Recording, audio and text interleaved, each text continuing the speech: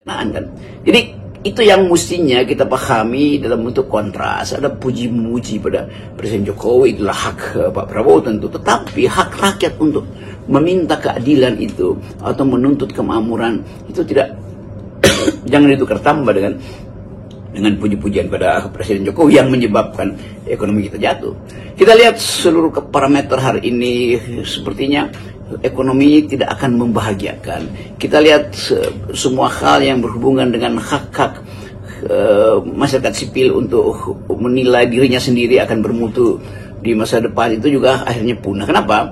Karena sebagian besar mahasiswa Indonesia merasa tidak ada semacam sebetulnya tidak ada harapan untuk jadi sarjana karena mungkin akan banyak orang tua yang memutuskan untuk tidak lagi bisa membiayai anak-anaknya karena akan ada kenaikan uang kuliah. Kendati Sri Mulyani menjaminkan tidak boleh ada kenaikan uang kuliah. Tetapi bahkan kalau jaminan itu ada, orang akan ingatkan, bukankah Pak Prabowo yang berjanji dalam kampanyenya selain makan siang bergizi yaitu membebaskan uang kuliah.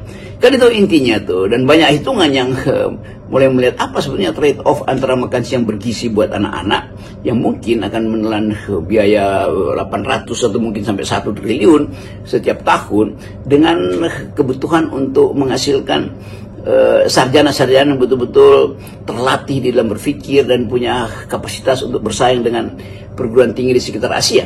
Kan itu sebetulnya trade off-nya di situ tuh. Mana yang lebih mungkin untuk dijadikan alasan? Memberi makan siang bergizi atau membiayai mahasiswa yang bentar lagi DO itu. Tapi itu pilihan-pilihan yang mesti diucapkan oleh Presiden Prabowo sendiri. Saya mencermati berbagai pernyataan Anda yang masih tetap menganggap bahwa pernyataan Prabowo itu hanya semacam pemanis di depan Jokowi. Sementara publiknya melihat secara berbeda dan menyimpulkan ini nggak ada harapan lagi lah pada Prabowo kalau udah seperti ini untuk mengadili Jokowi gitu ya. Orang dia sendiri berkali-kali menyatakan kalau ada orang yang ingin memisahkan dia dengan Jokowi saja dianggap nyinyir, kemudian juga harus mikul dur mendem jeruk. Itu kan berkali-kali disampaikan oleh Pak Prabowo.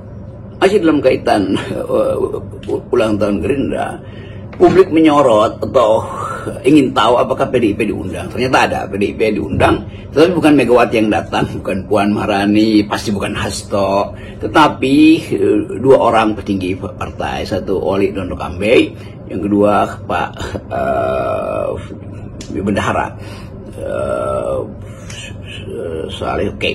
Jadi tetap orang ingin intip juga apakah PDIP punya semacam atau Prabowo punya akses pada Megawati untuk mengundang datang ke Gerindra, tentu dengan pemberitahuan lebih awal bahwa Pak Jokowi akan datang loh. Jadi mungkin Ibu Mega menganggap bahwa kalau dia nggak datang itu nanti ada pertanyaan apakah betul PDIP memusuhi Prabowo, apakah betul PDIP tidak menginginkan Jokowi datang ke situ sehingga jadi tukar tambah. Mega hanya bisa datang kalau Jokowi nggak datang tuh. Sebaliknya juga Jokowi mungkin tahu bahwa oke, Ibu Mega nggak akan diundang atau diundang tapi pasti akan mengirim utusan aja, maka Jokowi memutuskan datang satu keluarga bahkan Jokowi, Gibran, Kaisang, Bobi segala macam tuh. Nah, ini juga semacam petunjuk kecil bahwa kimia politik sedang mengalami perubahan. Ibu Mega tetap mestinya kan Ibu Mega yang datang tuh karena kita lihat